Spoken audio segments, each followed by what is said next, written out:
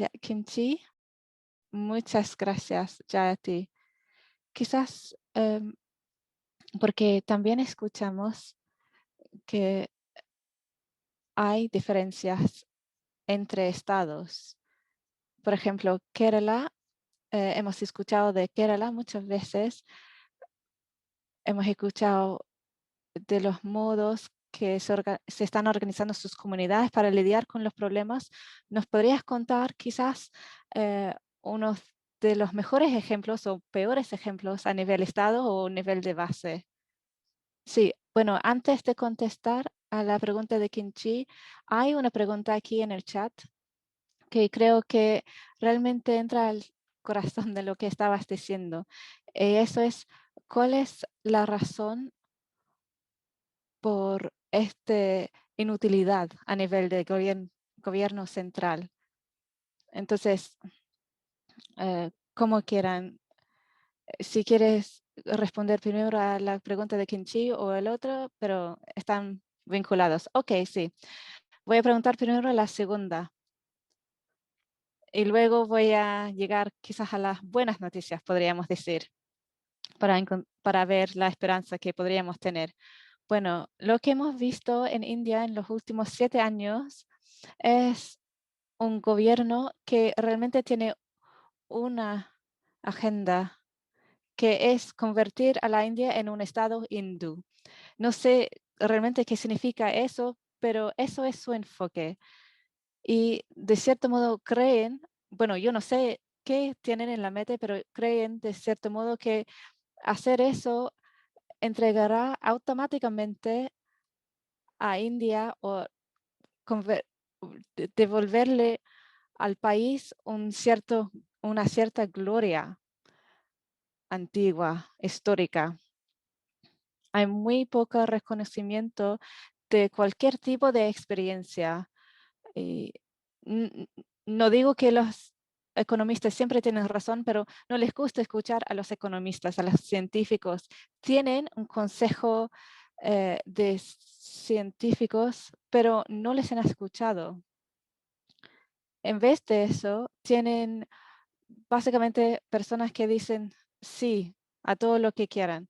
Hacen lo que les dice el gobierno. Eso significa que el gobierno no obtiene la información y luego no tienen los abordajes adecuados para lidiar con los problemas y luego cuando hay una disidencia la aplastan completamente. Entonces, lo que sí saben hacer son las relaciones públicas. Son muy buenas en gestionar sus imágenes, en decirte que el gobierno indio está maravilloso, lo está haciendo súper bien. Entonces, nosotros somos los únicos quienes están hablando de números absolutos de vacunación en vez de hablar de los números relativos a la población. No hablamos de números absolutos de muertes, porque eso sería más grande. Entonces, solo hablamos de los números identificados oficiales de muertes de COVID, que son muy bajos. Entonces, a la pregunta de por qué el gobierno está haciendo eso, es porque pueden, porque ha sabido manipular los sentimientos de una proporción significativa de la población. Diría casi un 50% de la población.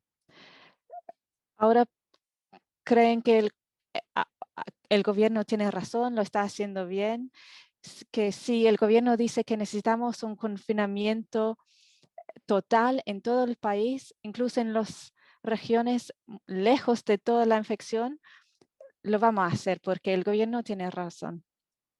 Y también ha manipulado las diferencias entre las personas, como he dicho, las castas, la religión, el género, todas esas diferencias se han utilizado para poder ganar elecciones, etcétera.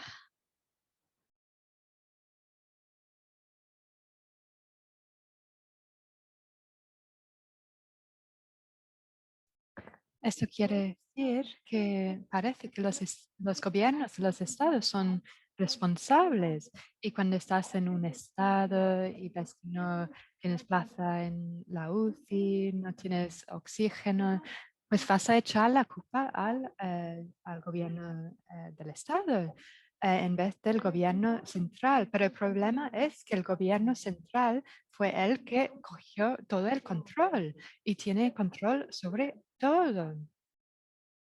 Y después de esto, dijo que eran los gobiernos del Estado que tenían que coger esta responsabilidad y no les dieron em, recursos suficientes. Así que es muy difícil para los gobiernos de los estados. Y otra razón por la que el gobierno central ha hecho esto, porque siempre nos preguntamos, ¿por qué están haciendo esto? Yo creo que es porque su función objetiva es diferente. Las cosas que quieren maximizar son muy diferentes de un gobierno normal.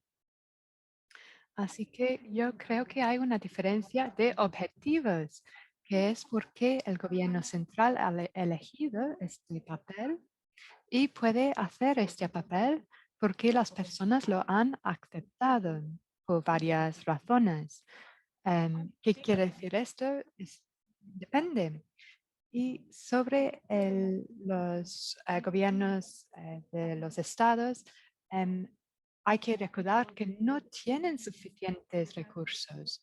Algunos estados sí reciben más que otros, ventiladores, camas de la UCI, etcétera. Pero son los gobiernos centrales que han hecho el peor trabajo. El estado más grande, que tiene 200 mil millones, ha sido en las peores condiciones. Hemos visto cuerpos flotando en el río de los Ganges. Ha sido un colapso de toda la infraestructura para hacer frente a la situación. Y en contraste, tenemos algunos gobiernos de estados que sí que tienen la motivación para salir de la situación y Kerala ha hecho un muy buen trabajo en este respecto. Al principio ha tenido problemas, pero em, ha utilizado el apoyo de las comunidades em, para tratar con este problema. No había estas técnicas agresivas de decir si estás en la calle, vas a la cárcel, por ejemplo. Era más un diálogo entre las personas y el gobierno del Estado. El gobierno de izquierdas del gobierno de Kerala ha incorporado un sistema de activistas en cada nivel, hasta el nivel de comunitaria, que ha sido un vía de diálogo entre el gobierno y las personas, para informar a las personas y para informar las personas en el gobierno del estado que esta persona está teniendo problemas. Este grupo de trabajadores migrantes no saben qué hacer porque no reciban sus sueldos. Este tipo de información se transmitían a los gobiernos centrales y había intentos para hacer algo. Y había, por ejemplo, cestas de comida, no solo cereales, pero también verduras básicas, etcétera, para las personas. Hay la necesidad de identificar las casas donde hay personas enfermas. Y, por ejemplo, si esta fue la persona, el proveedor del sustento de vida, ¿qué se podía hacer?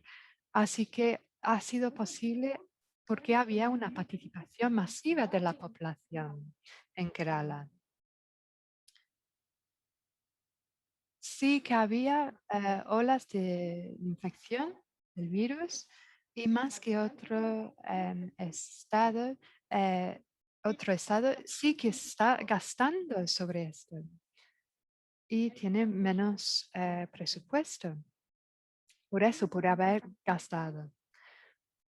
Y a pasar de estas olas, tenemos que acordar que Kerala es un estado con mucha migración, hay muchos flujos de personas y ha tenido estas olas. Pero a pasar de esto, las tasas de mortalidad han sido bastante bajas y, y este estado ha gestionado bastante bien la pandemia. Tenemos otras preguntas aquí que están en el chat y hablan de la popularidad del gobierno del central y la cuestión de democracia, que es la noción de India como la democracia más grande en el mundo.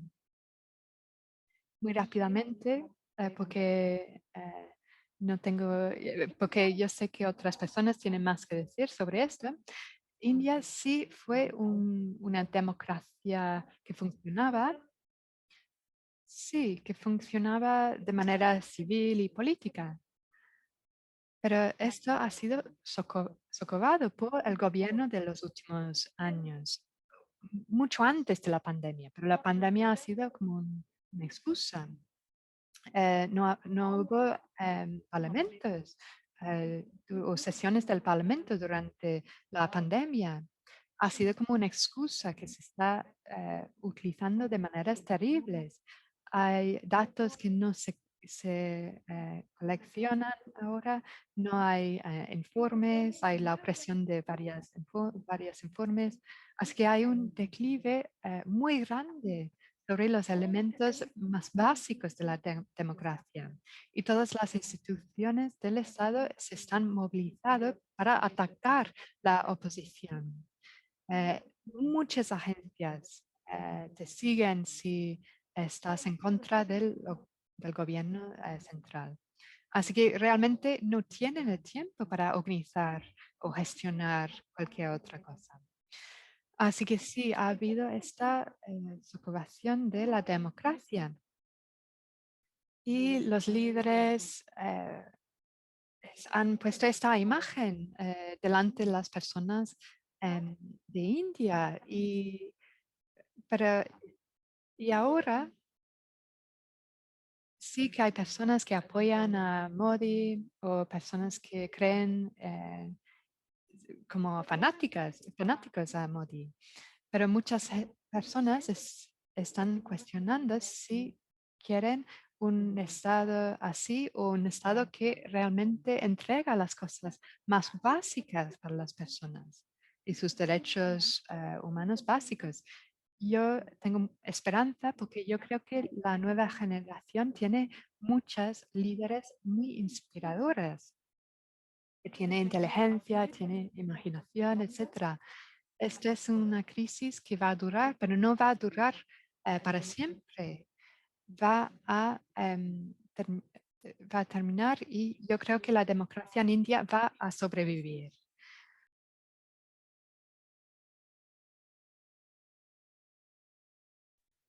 Muchas gracias, Ana, por haber mostrado los retos y los éxitos y todos los aprendizajes también de todos estos y por hablar del movimiento de los agricultores también.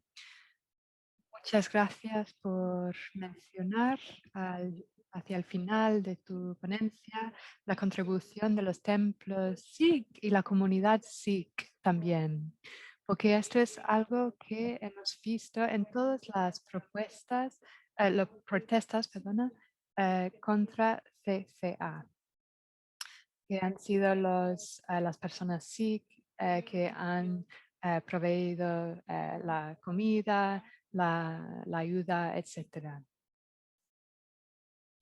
Y mientras que las personas piensan en preguntas o comentarios, yo quería añadir algunos ejemplos pequeños de la resiliencia y la esperanza y también la participación comunitaria.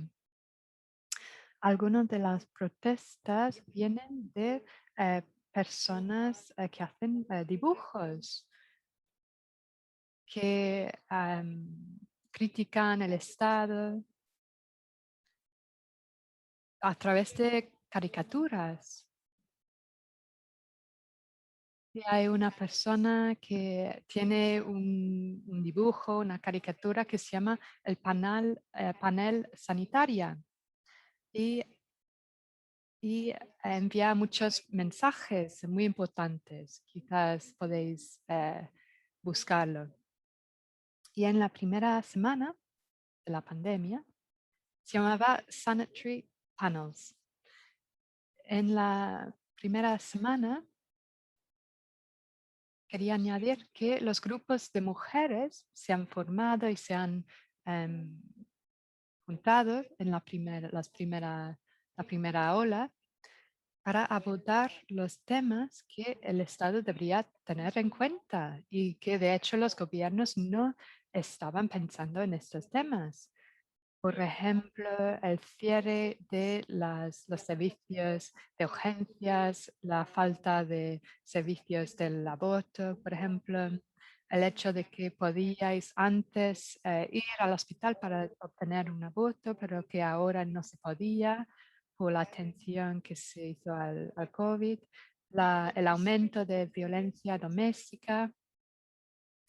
Y aquí había un tema que era la distribución de los cereales esenciales y los paquetes de asistencia que hizo muchos grupos de sociedad y que el gobierno no estaba haciendo estas distribuciones.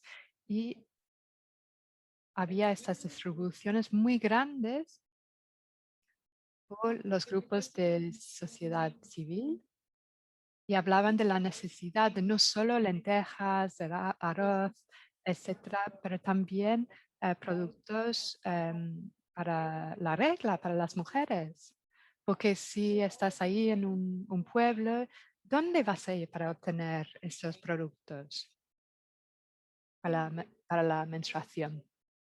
Y en la segunda ola fue muy difícil salir de las casas y fue mucho más difícil hacer este tipo de trabajo. Así que mucho del trabajo em, estaba hecho por internet. Pero Anurada ha hablado mucho de muchos detalles, así que voy a abrir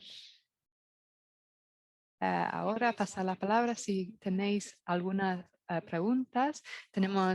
Yo pensaba que 3 horas sería más que suficiente, pero estamos teniendo discusiones muy fructíferas. Sí, Margaret, tienes una pregunta. Muchas gracias, Anu, por la presentación, la ponencia.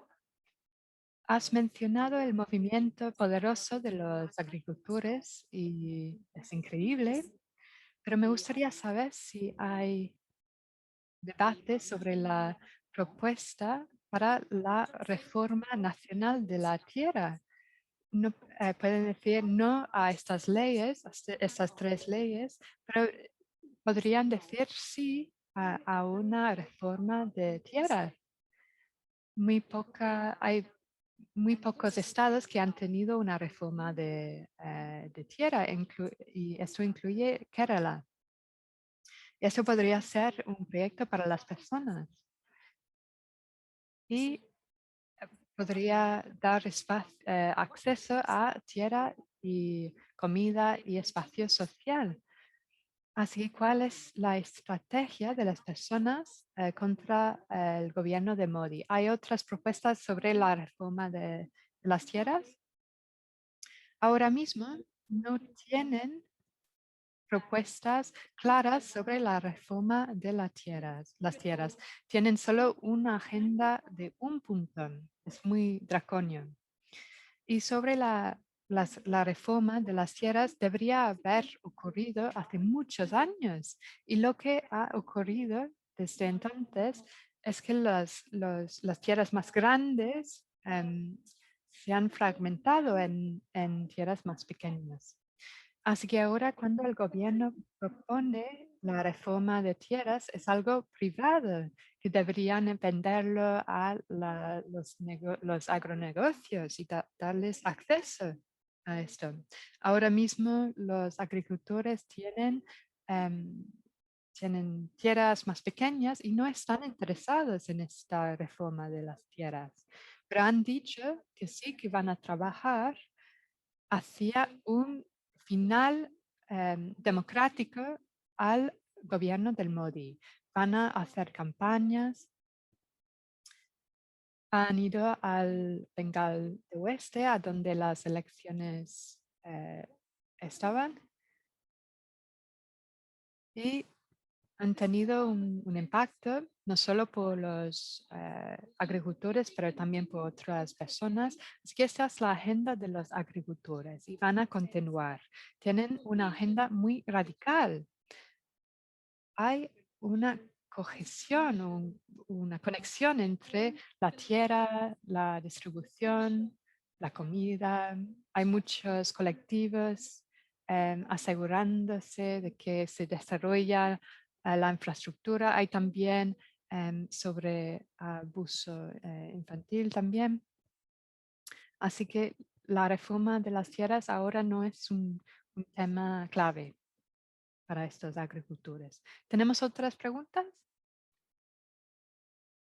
Anu, una de las cosas que mientras que esperamos a más preguntas, quizás podrías hablar un poco más sobre lo que has mencionado, que era sobre cómo es posible tener estos casos de cargos de sedición contra una persona o dos personas, pero cuando hay miles de personas es más difícil y tampoco para hacer violencia contra estas personas. En cuanto al movimiento de los agricultores, porque el ejército no iba a atacar a esas personas, las razones pueden ser que muchas de las personas son hijos del Punjab. Así que quizás podrías elaborar un poco sobre esto. Sí, exactamente. Hay un discurso en Punjab que es pedir al ejército y a las otras personas que no tienes que ser terratenientes ahora. Es que todos tenéis una conexión con la tierra. No hablan del campesinato, hablan de la relación o la conexión que cada persona tiene con las tierras. Mirar hacia tus ancestros, por ejemplo, y ver que todo el mundo tiene alguna conexión o viene de la tierra. Y la tierra es un tema muy importante, en particular en Punjab y en Kerala, y en particular para las granjas familiares. La tierra es la naturaleza, es la madre tierra, que muchas personas han dicho que puedo morir, pero no voy a dejar mi tierra. Y muchos hombres han dicho que están protestando, están allí en Delhi, están diciendo que voy a estar aquí para siempre, pero no voy a dejar mi tierra. Y hay mujeres que han enfrentado esto en sus cuerpos también, que ha habido abusos sexuales hacia las personas, las mujeres en estas protestas. Y los abogados están ofreciendo sus servicios gratuitamente en esta región. Hay una solidaridad, hay compasión y hay muchos enfoques que podemos utilizar para describir lo que está ocurriendo. Y yo creo que estamos viendo un cambio social, un movimiento. Hay más un sentido de comunidad, un respeto hacia las mujeres que se ven como socias en la lucha, y las personas sin tierra y las castas más bajas también. Hay una pregunta aquí preguntando si puedes elaborar sobre la transformación de relaciones de casta y esta transformación a causa del movimiento de los agricultores. Y después hay algunas preguntas más que con las que voy a seguir. Y si ha cambiado el tema de las castas. El Punjab tiene un sistema bastante fuerte de castas.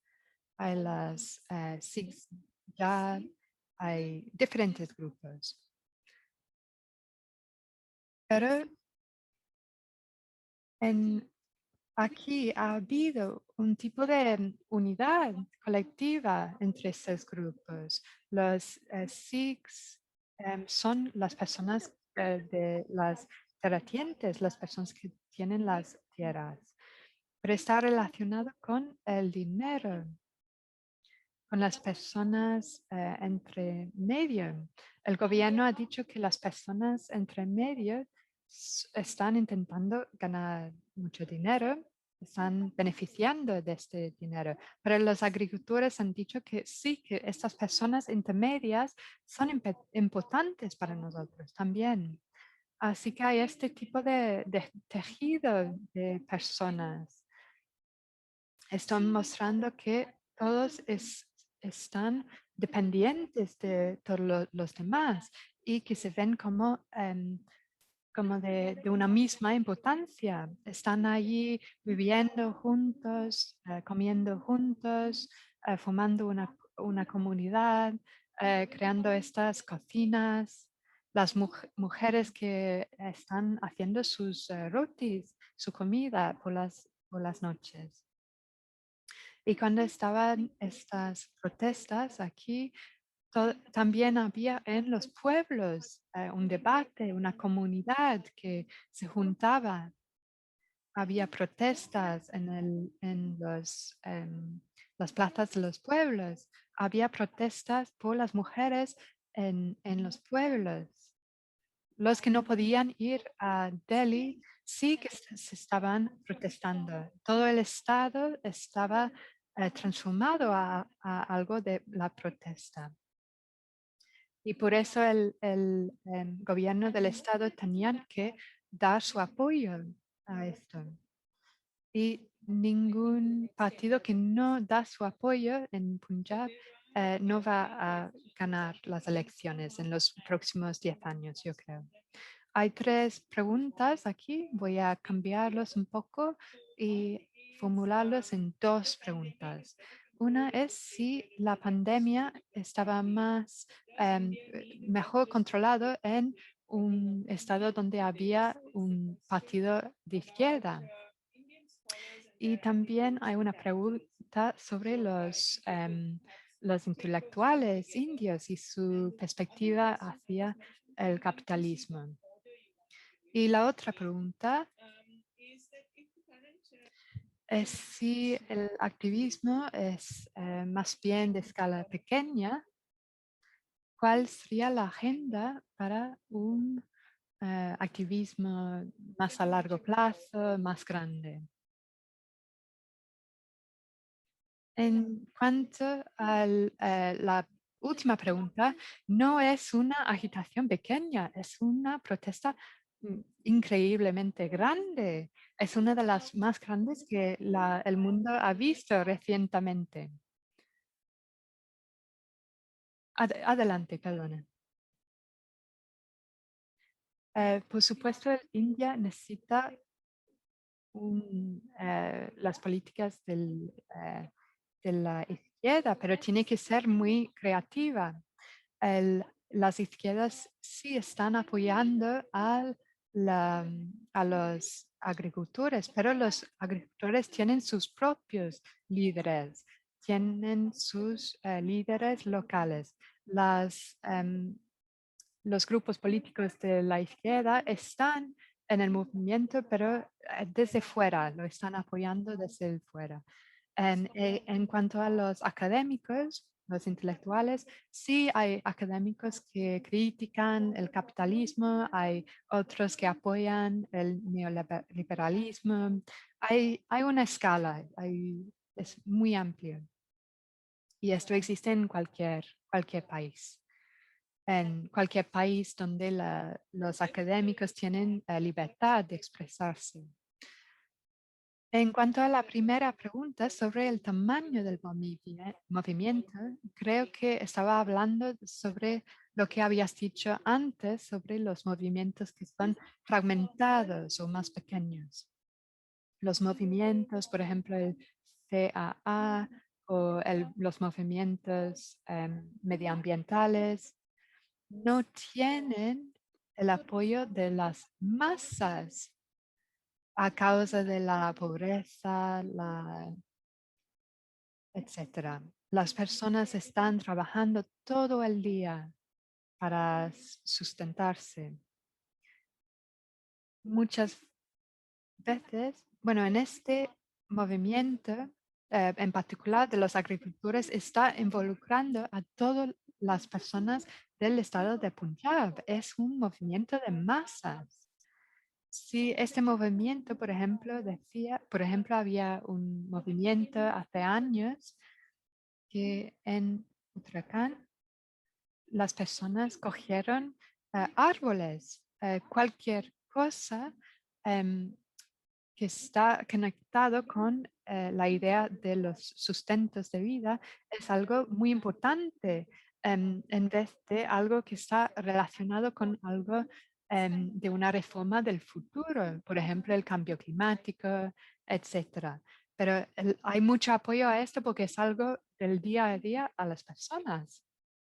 Voy a preguntarte una cosa más. Tengo una pregunta más. Creo que quizás será una respuesta bastante breve porque ya has hablado de esto. Es si la mayoría de, de los agricultores son Daleks, pero creo que no es correcto. No, es la mayoría de las personas sin tierra son Daleks. Son trabajadores sin tierra y son migrantes, pero saben que no va a haber un lugar para ellos en una nueva estructura si la tierra está dado a los agronegocios, etcétera, si está privatizado. Pues adelante, kimchi, por ejemplo. Yo me gustaría saber cómo respondes a lo que ha dicho Zainat. No es muy justo porque no puede responder a ti, pero ha hablado de las medios de comunicación, las comunicaciones sociales, etcétera. ¿Estáis de acuerdo con él o no sobre algunos de los puntos que ha dicho? Pero en adición me gustaría añadir algunas preguntas. Ahora mismo he estado traduciendo las preguntas del público de China, pero también tengo algunas preguntas mías y espero que algunos de de las personas, de los participantes o panelistas aquí también pueden preguntar sus propias preguntas. Y una es sobre lo que Senat ha dicho sobre la salud. En India tienes un sistema de salud bastante bueno. No ha sido privatizado tanto, puede ser. Pero hemos visto que 25% de los medicamentos se han pasado al sector privado y creo que Jayati también ha mencionado esto. Así que me gustaría preguntar, ¿cómo se ha hecho esto? Yo creo que en la versión más larga de su ponencia de Zainat ha mencionado Irlanda y otros países que inmediatamente nacionalizaron el sistema de salud en el momento que llegó la pandemia. Así que me gustaría saber cómo es el sistema en India y probablemente varía entre estados. Esta es mi primera pregunta. Y segundamente, hemos escuchado mucho sobre las luchas de los agricultores. Y me gustaría saber si los medios y em, sobre la lucha de los agricultores es tan malo, porque como Zainat ha dicho, la mayoría de los periodistas, editores son cobardes o ha solicitado mucha atención y apoyo y solidaridad desde adentro de India, porque desde afuera de India, por ejemplo, en el Foro Social Mundial, había mucho debate sobre esto. Y yo creo que muchos movimientos desde fuera de la India se inspiraron por la lucha de los agricultores en India. Y lo han visto como una luz de esperanza, no solo para la India, pero también para el mundo, en el mundo. Y mi segunda pregunta es que Urvashi has estado trabajando mucho con mujeres en diferentes comunidades de mujeres, desde Kashmir, en el noreste, con Pakistán y en otros países, en el Surasia.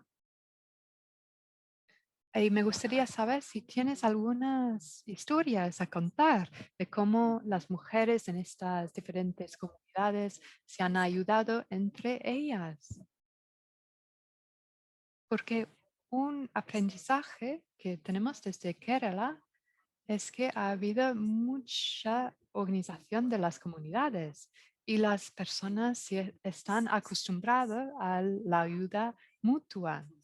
Y por eso cuando hay un desastre, pues las personas están más preparadas para dar una respuesta. Y yo sé que has trabajado mucho con las comunidades de mujeres. Me gustaría saber cómo han sido sus reacciones. Por ejemplo, hemos oído mucho sobre una organización de mujeres autónomas y me gustaría saber cómo han respondido. Así que me gustaría preguntar esas preguntas a Urvashi y a Anu, Anurada. Y entre las panelistas aquí veo que hay una persona, por ejemplo, creo que Asim, que es la traductora, el traductor del artículo de Anuradha en chino. Y este artículo se ha leído por más de 500,000 de personas en China. Así que quizás para algunas personas en el público van a entender cómo se ve este asunto por feministas y académicos. Anur, creo que está allí. Anurada. Sí, estoy aquí, pero mi internet no funciona muy bien, así que voy a responder rápidamente sobre la pregunta sobre la salud, porque la India tiene uno de los sistemas, no sé si funciona bien, pero India tiene uno de los sistemas de salud más privatizado del mundo. Y hay sistemas múltiples también. Hay el sistema local, hay médicos que no están registrados, hay los médicos también. Hay también centros de asistencia primaria en todo el país, pero son infraestructuras muy pobres. No tienen recursos y muchas veces los médicos no son de muy buena calidad. Así que el sistema no recibe financiación. Menos de 2% del presupuesto de cada año va hacia la salud, mientras que el sector social, el doble de estos gastos sociales van a la defensa. Y podríamos decir que los gastos, las personas que dicen que hay que acotar los gastos de defensa y gastar más sobre temas sociales, se dice que son personas que no son nacionalistas o no están pensando en el país. También en el sector público, los sistemas médicos se han privatizado también.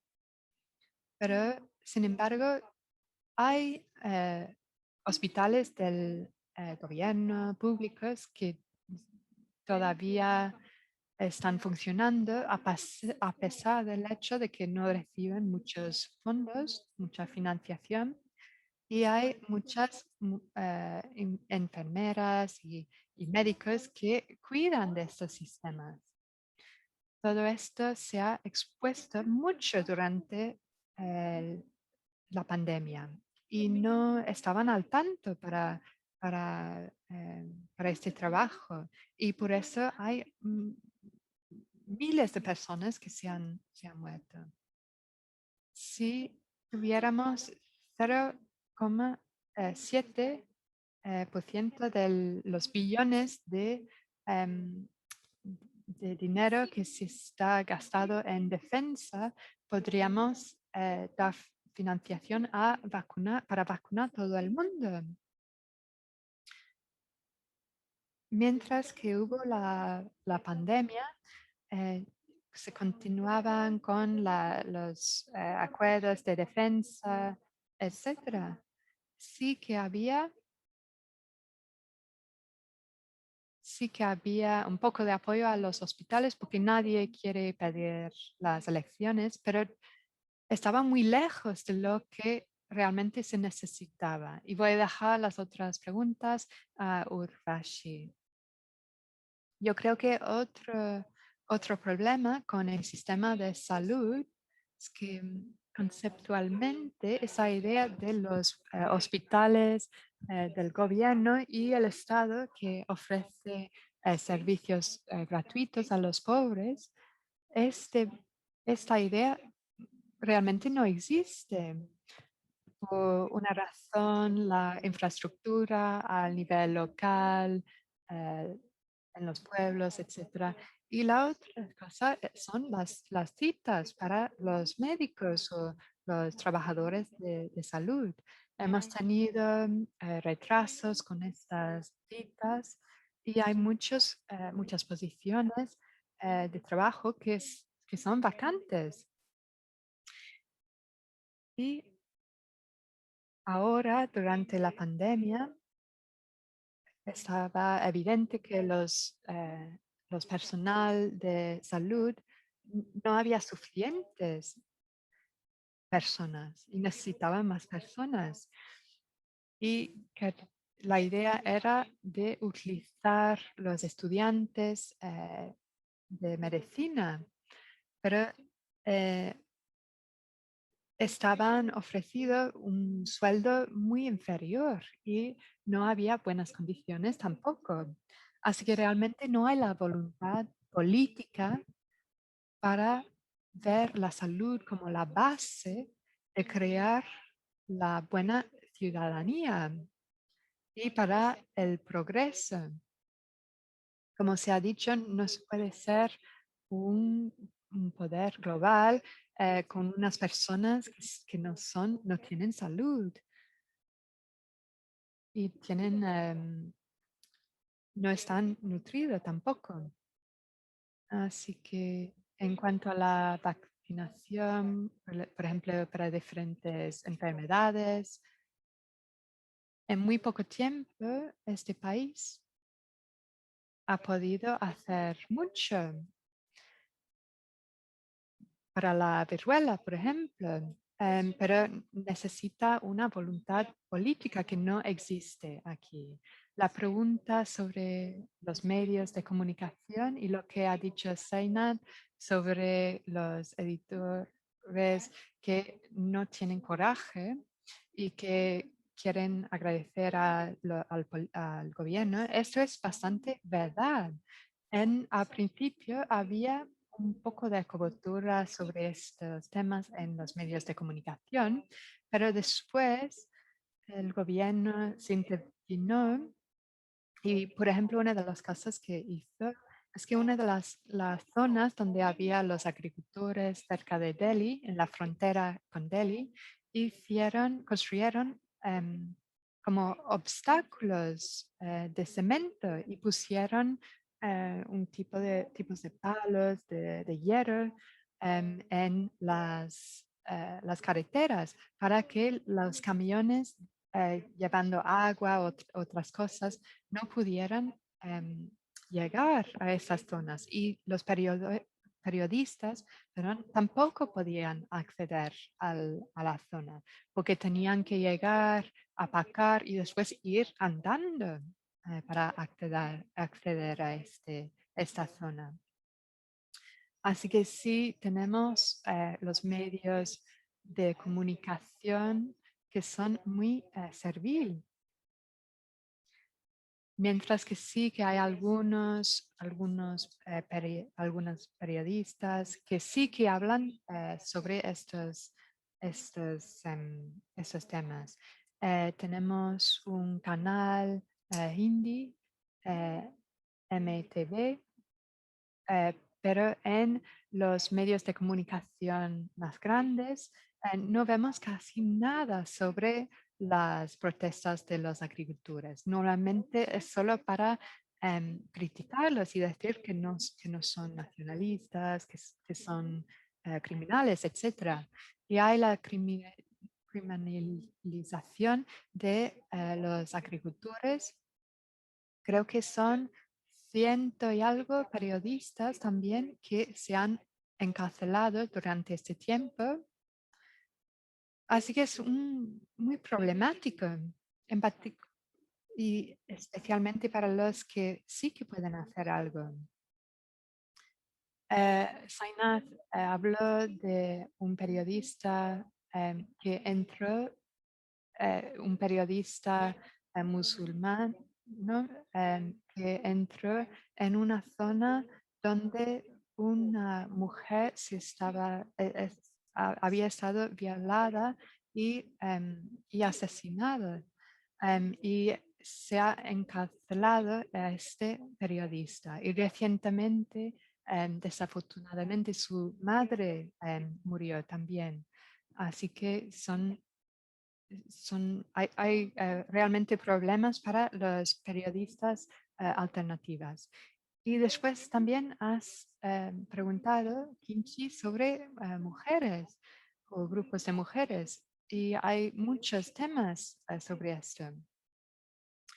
Por ejemplo, la entrega de asistencia, etcétera, y está basado sobre el empleo de mujeres eh, que no están pagadas.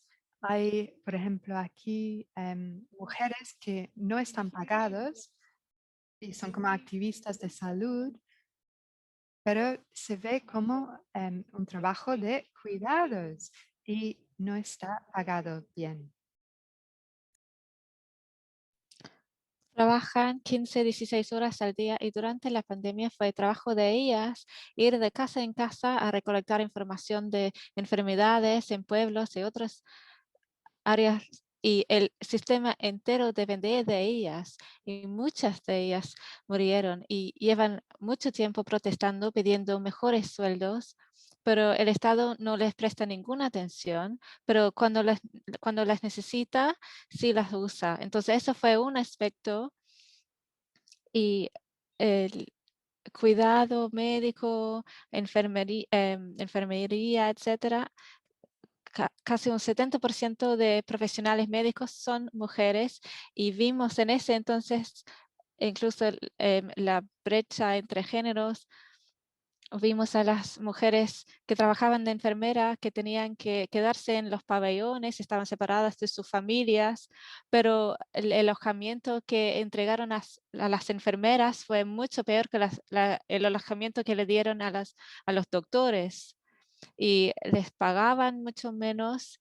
En Delhi, el sindicato de enfermeras fueron en paro para exigir el sueldo anterior de las mujeres, de las enfermeras. Y el Estado, el gobierno de Modi, hicieron cosas como agradecieron a los profesionales médicos, les tiraban pétalos y confeti encima. Podrían haberles pagado un sueldo digno, eso sería mucho mejor que una lluvia de pétalos. Bueno, eso es un aspecto. Y luego en Kerala, de hecho, el sistema entero que va hacia los trabajadores comunitarios, ahí las mujeres desempeñaron un papel gigante.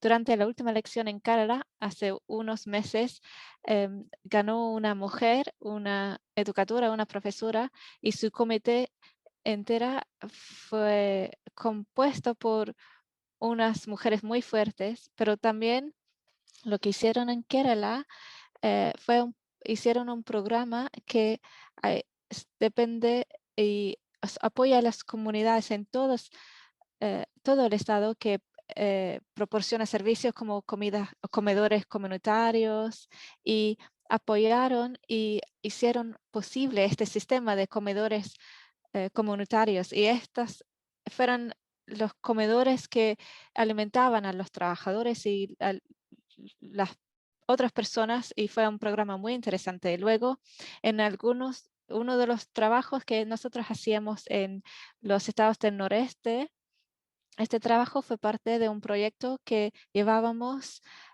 sobre la violencia y trabajo de mujeres y estábamos viendo la violencia estructural que enfrentan las mujeres. Y la idea era hacer talleres con mujeres, pero la pandemia puso fin a eso porque no pudimos reunirnos físicamente. Entonces, asignamos este dinero a dar paquetes de alivio a mujeres y fueron mujeres jóvenes, voluntarias que salieron a distribuir estos paquetes de dinero en los pueblos y una de las cosas muy interesantes fue que las mujeres que estaban ahí decían, mira, vienen aquí para distribuir dinero y formas de ayuda a nosotras, pero ¿quién va a escuchar nuestras historias? Queremos documentar lo que estamos sufriendo ahora mismo. Nos pueden ayudar? Entonces, los trabajadores, los voluntariados dejaron a las mujeres cuentan sus historias, graban las historias en tus teléfonos celulares o en nuestras si no tienen, recolectaron cientos de historias asombrosas que documentan este tiempo en las vidas de estas mujeres rurales. Entonces hay una gama entera de cosas que se están desarrollando así en todas las partes del país. Algunos tienen que ver con la documentación de las historias de las mujeres, de defender los derechos de las mujeres, y algunos tienen que ver con los tipos de perspectivas que se han surgido sobre temas de violencia doméstica, de reactivación de las líneas de ayuda, de sobre el derecho de mujer a poder acceder a los hospitales para eh, poder dar luz. Eso también fue súper importante. Y también hicieron conexiones con mujeres trans, o personas trans y mujeres con discapacidad, hasta la medicación hormonal que tomas mientras estás en proceso de transición entre, digamos, de hombre a mujer o al revés, fueron los grupos de mujeres que ayudaron y grupos trans que peleaban por eso y peleaban por acceso a pensiones para gente con discapacidad que habían perdido a sus cuidadores por la prohibición de transporte, etcétera. Entonces, ¿cómo podría esa persona ir a un banco a miles de kilómetros sin un cuidador, sin el apoyo de ir? Entonces, les estoy dando piezas, cositas de información, pero solo para dar ejemplos de lo que se han hecho. Anura dijo que más de 200 periodistas fueron encarceladas en ese periodo. ¿Alguna otra? pregunta, comentario. Debe- de- debemos de estar todos cansados, ¿no? Llevamos más de 2 horas hablando. Bueno, yo tengo una pregunta sobre el rol de la medicina tradicional, porque aparte de la cuestión de acceso a la vacuna, también tenemos que reconocer la importancia de la medicina tradicional. Por ejemplo, en China hemos visto que la medicina tradicional es muy efectiva y también es barata. Entonces, nos gustaría reconocer su importancia y promoverla. Entonces, me pregunta si en India existe algún ejemplo o experimento eh, en cuanto a reactivar la medicina tradicional en India. No sé, ¿conocen de alguna medicina alternativa? Para nosotros nos abrió el mente no solamente a la medicina eh, del Occidente, pero también nos dio la oportunidad de revisitar nuestra sabiduría histórica. Bueno, India también tiene una tradición de medicina tradicional, pero la medicina tradicional tiene que tener una base en la ciencia y debe de haber investigaciones continuas. Pero aquí es muy controversial porque el gobierno está promoviendo la medicina tradicional por encima de la ciencia, y ellos tienen sus amigos favoritos que dirigen estas corporaciones grandes, quienes manufacturan las medicinas tradicionales, pero su eficacidad y la ciencia no se ha probado. Entonces están abogando, o sea, están promoviendo este tipo de medicina eh, sin pruebas como una cura para COVID, y personas que creen en la ciencia no van a creer en eso. Entonces, podrían creer un abordaje más científico hacia este tipo de medicina, y quizás lo harán porque están tan, quieren tanto promocionar la medicina, promover la medicina tradicional india. Y claro, muchas personas lo usan. Existen eh, medicina homeopática, aliopática, también hay té verde y demás cosas, pero como sistema completa no se ha probado ser tan así de efectivo como otros sistemas. Bueno, si puedo añadir a lo que has dicho, yo creo que una de las razones por qué Kerala tiene la fama de haber tenido tanto éxito con la pandemia es que Kerala tiene una tradición muy fuerte de medicina homeopática y aleopática, y es parte de la cultura de Kerala. Entonces, masajes y otros tipos de hierbas, etcétera. Y se cree que eso es una de las razones también por qué ha experimentado la aceptabilidad y éxito que ha tenido. Y en el resto de India, la medicina tradicional de otros tipos, todos han sido muy fuertes y siguen siendo utilizados, pero en cuanto a COVID, este gobierno ha promovido este hombre Dios, su amigo Babarande, quien produció y recibe subsidios muy fuertes de dinero, y él produjo una droga que él pretendía, y eso fue mucho antes de que aparecieran las vacunas. Él pretendía que eso podría ser una cura para COVID, y por supuesto eso fue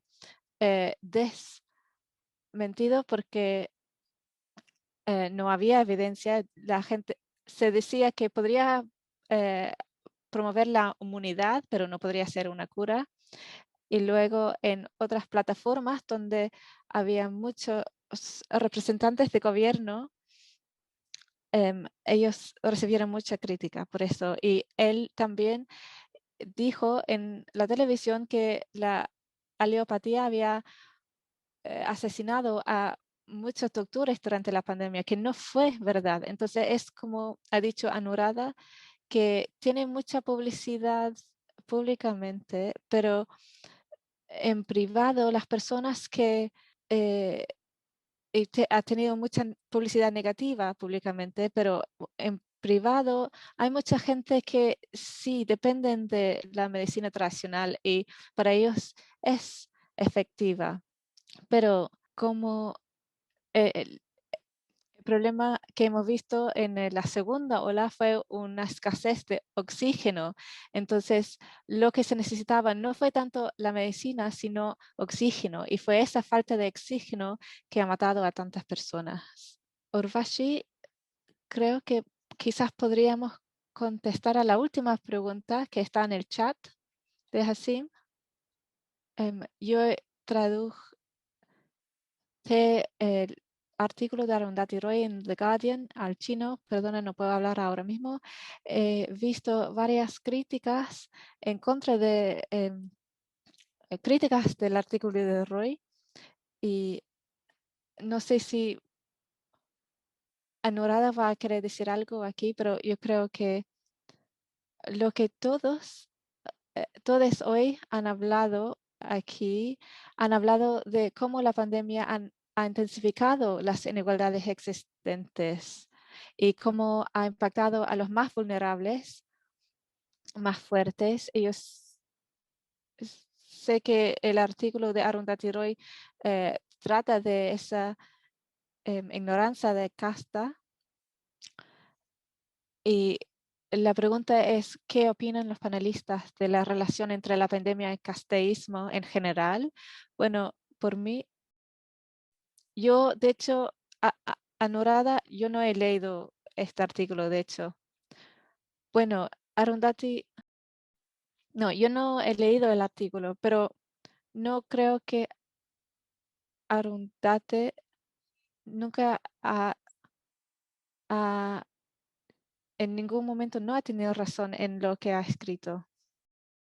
Pero yo no he visto nada de esa crítica, así que me quedo fuera del debate porque no he visto ni el artículo ni las críticas. Ok, yo creo, no estoy segura de las críticas, pero ¿dónde has visto la crítica? Porque pero no me sorprendería porque creo que hay dos veces en juego aquí que Arundhati recibe la misma cantidad de crítica que apreciación por la manera en que dice las cosas. Muchas veces son muy blancos y negros, pero también tiene un alcance gigante y a veces las reacciones a su trabajo se ven perjudiciadas por las imágenes de ella como una escritura rica, pero también hay una crítica muy fuerte de su escritura que ignora la casta. Yo sí he leído el artículo de Orundate, pero no me lo recuerdo ahora mismo porque lo leí cuando salió por primera vez y no me acuerdo cuando. No me puedo imaginar que ella ignoraría la casta. Lo dudo mucho, pero quizás no lo habló lo suficiente. Pero creo que lo que sí es importante es que durante la pandemia se ha quedado muy claro de que se han intensificado muchos tipos de inequalidades, incluyendo inequalidades de caste. Muchas personas eh, eh, han tenido mucha rabia por el vocabulario de distanciamiento social, porque dicen que para ellos es una realidad que viven a diario y es por eso que han pedido que se habla de distanciamiento físico en vez de distanciamiento social y también que los tipos de trabajos que hacen los llamados intocables son profesiones muy públicas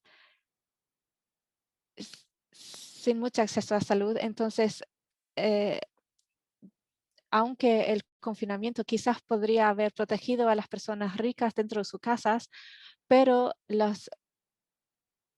eh, muchos de los trabajadores y sobre todo eh, en ciertos tipos de trabajos, muchos de los trabajadores son Dalits, que son de la llamada casta intocable, y ellos han sufrido mucho una pérdida de trabajo, etcétera. Entonces, no son solamente estos aspectos de la pandemia que han intensificado eh, las inequalidades. Y quizás es que el artículo de Arundhate no toca suficientemente el tema, pero ahora que has mencionado esta crítica, voy a volver a leer el artículo.